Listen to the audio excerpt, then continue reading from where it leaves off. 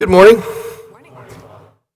Before I forget, if you would like to take one of the beautiful poinsettias that are in the narthex as you leave today, please feel free to take one. I used to be in the habit of taking poinsettias when I was my first assignment, and I was surprised. You can keep them going. I used to keep them going until the middle of the summer. I'm sure people have been even more successful than that, but please feel free to take poinsettia.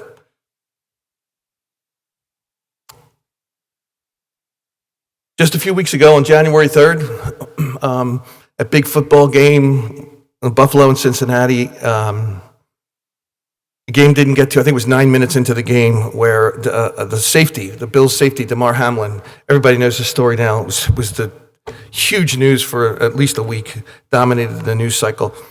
He had collapsed on the field. I wasn't watching the game. Like many people, though, I went back and I watched the video. It seemed like a pretty routine hit. Certainly not one that was going to make the highlight reels. And his young man just collapses backwards and his heart stopped.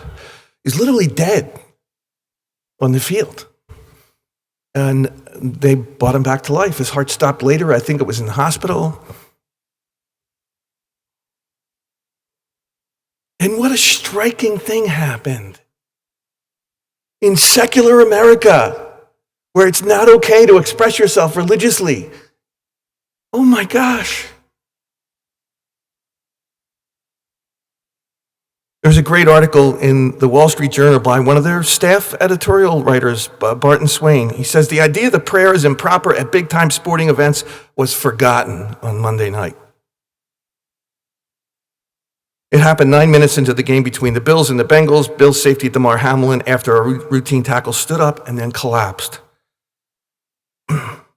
Minutes later, emergency staff delivered cardiopulmonary resuscitation. The game was suspended.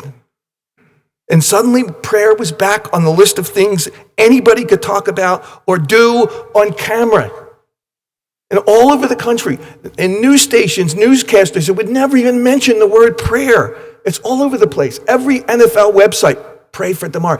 Big prayer gatherings outside the hospital in different places across the country. On the field. What did you see on the field? I was watching the video. All these players, all these big, strong men, some of them in tears. What are they doing? They weren't kneeling in protest now. They were kneeling in prayer. They were kneeling in prayer. The same article, the author mentions that the stadium where this happened is public property. Not to get into that, but the whole issue about exercise of religion on public grounds and public institutions. He says that it's public property, but no one, as far as I'm aware, raised any objection to the midfield prayers offered up Monday night. That is because, listen to what he says, the fall of Damar Hamlin demanded a religious response. The fall of Damar Hamlin. This is not supposed to happen. I mean, talk about a man in peak condition. In NFL safety? Unbelievable. In a small group of people in the world that could perform at that level, at 24 years of age, with a rather routine hit, your heart stop? Not supposed to happen. It demanded a religious response, he wrote. You know what? When I think I heard this phrase the first time early in the seminary. This has been the early 80s. I don't know if you ever heard this phrase before, the phrase of a pious coma. A pious coma. It was used rather disparagingly. You know what a coma is? A deep state of unconsciousness, right? This was the beginnings of things that are bearing fruit now. Where social critics criticized religion in America, certainly its public expression, right? And talked about, those Christians, they're in a pious coma. They utter their prayers. They do their rituals, but they're unconscious to reality, right? Really disparaging. You know what I think? I think now we have a secular coma. We have a secular coma. People are unconscious to the spiritual realities. Until something like this happens, or September 11th, and then all of a sudden, right? Nobody mentions the Establishment Clause of the Constitution. Nobody says, oh, you're not allowed to, right? Doesn't it reveal something? Our deepest instincts as human beings? We're created in the image and likeness of God.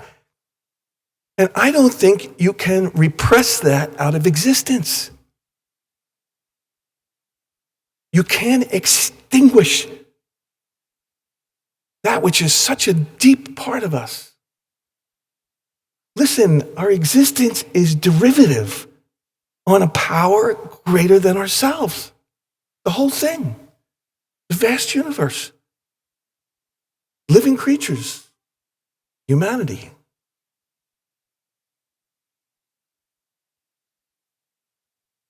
The Pastor's Corner this week asks an important question. What is God's will for me? It highlights the refrain in the responsorial psalm in the readings today. This great refrain in the responsorial psalm.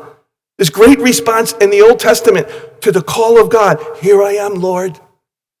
I come to do your will. Here I am, Lord. No secular coma there. Here I am, Lord. I come to do your will. What do you hear in that? An acknowledgement of the Creator. An acknowledgement of our response and responsibility. Poses a question. What is God's will? It highlights, here I am, Lord, I come to do your will. We're made for relationship to God. It points to two aspects of this, doing God's will. One is interior. And Pastor's Corner highlights something the church has talked about forever. It's the universal call to holiness. The universal call. God's will, the universal call to holiness. Not to be morally perfect, but to be working at it. To working at on our own sin and our own faults, on our own weaknesses. The universal call to holiness. And then goes with that, what's God's will for me is on the exterior side, our service and care, extending mercy, forgiveness, love, and care to each other. And the two go together, because you've heard me say, and it's a powerful thought, the interior life and the exterior. You can't sow out there what you're not reaping in here. You can't sow out there. Love your neighbor. You can't with what you're not reaping in here. And so the Pastor's Corner highlights the universal call to holiness is to reap in here. To receive the love of God. We had the Feast of the Baptism of the Lord recently, and I quoted great Saint Gregory Nazianzen. This, in terms of the universal call to holiness and to receiving, he says, this is talking about baptism.